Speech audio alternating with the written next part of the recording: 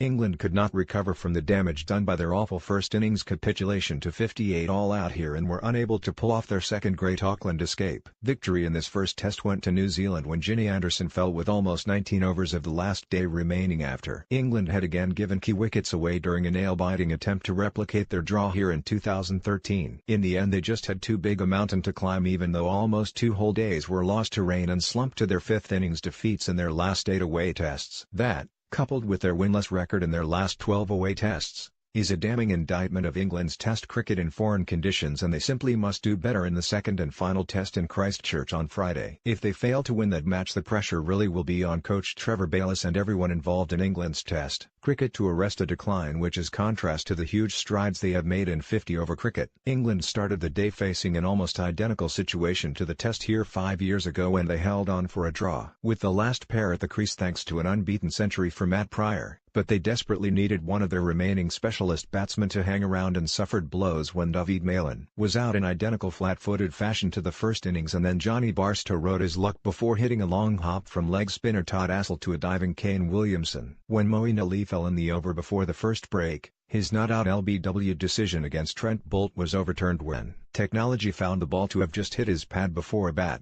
England's chances looked slim.